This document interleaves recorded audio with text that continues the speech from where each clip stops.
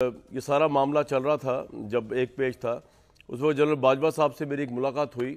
اور اس میں انہوں نے مجھے خاصا ڈانٹا۔ انہوں نے مجھے کہا کہ تم یہ کیا ہر وقت جو ہے وہ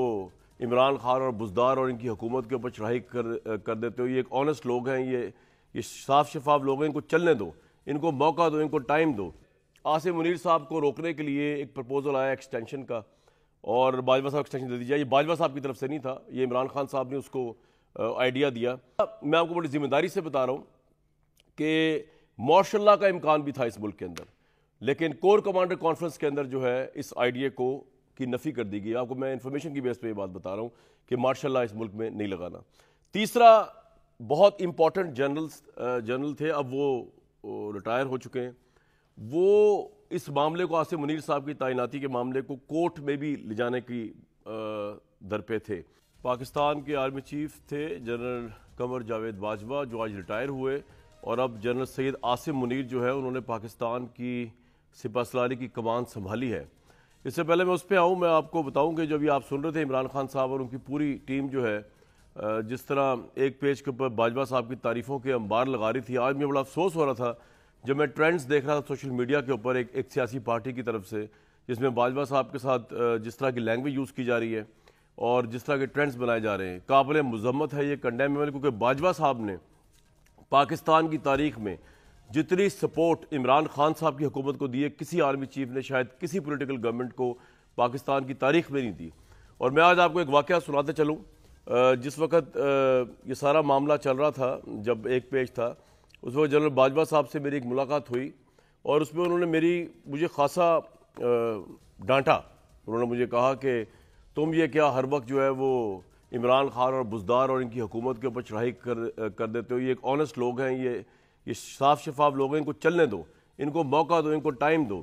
تو اس وقت میں نے باجوہ صاحب سے، انہوں نے بڑے حوصلے سے میری بات سنی تھی۔ باجوہ صاحب کا یہ تو ہے نا کہ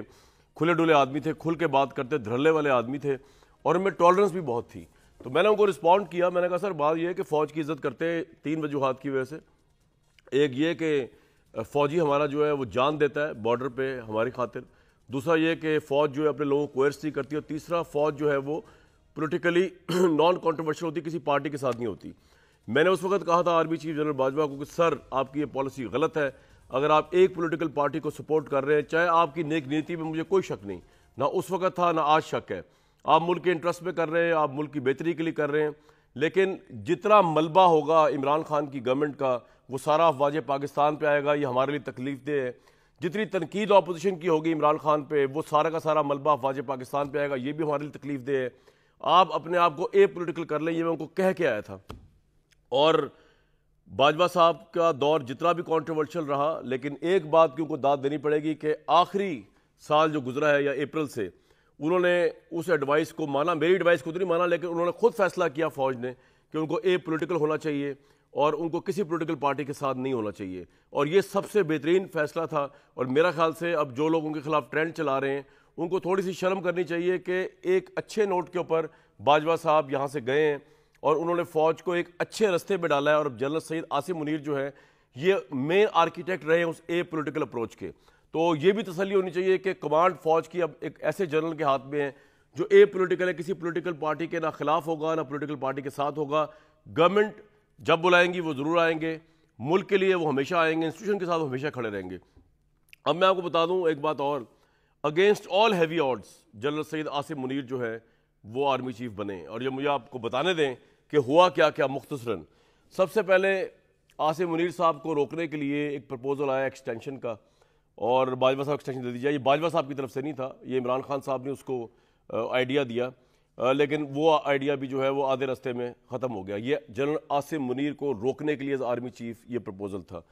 دوسرا، میں آپ کو بڑی ذمہ داری سے بتا رہا ہوں کہ مارشل لا کا امکان بھی تھا اس ملک کے اندر، لیکن کور کمانڈر کانفرنس کے اندر جو ہے اس آئیڈیا کی نفی کر دی گئی۔ آپ کو میں انفارمیشن کی بیس پہ یہ بات بتا رہا ہوں کہ مارشل لا اس ملک میں نہیں لگانا۔ تیسرا، بہت امپورٹنٹ جنرل تھے، اب وہ ریٹائر ہو چکے ہیں، وہ اس معاملے کو عاصم منیر صاحب کی تعیناتی کے معاملے کو کورٹ میں بھی لے جانے کی درپے تھے،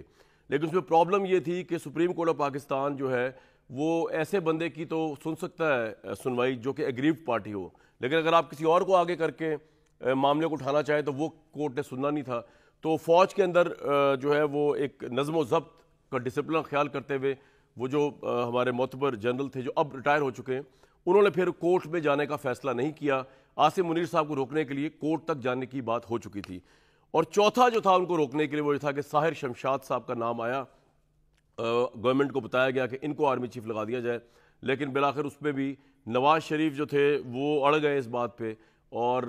یہ میری انفارمیشن آبویسلی گورنمنٹ اس کو اون نہیں کرتی، گورنمنٹ کبھی بھی نہیں مانے گی کہ نواز شریف صاحب کی بڑی اس کے اندر سے تھی، لیکن شہباز شریف اور نواز شریف پھر اس پہ اڑ گئے، اور جنرل عاصم منیر جو ہے آج پاکستان کے آرمی چیف ہیں۔ یہ میں آپ کو تاریخ بتا رہا ہوں حقائق کی بنیاد کے اوپر، جس کا میں پریوی ہوں بڑی ذمہ داری کے ساتھ۔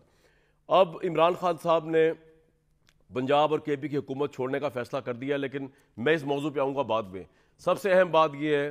کہ عمران خان کو اور تحریک انصاف کو اور تمام پولیٹیکل پارٹیز کو یہ سوچنا ہے کہ اب قیادت ہو چکی ہے چینج۔ اب آپ نے یہ دیکھنا ہے کہ آپ نے فوج کے ساتھ، فوج یوز تو نہیں اب ہوگی پولیٹیکلی،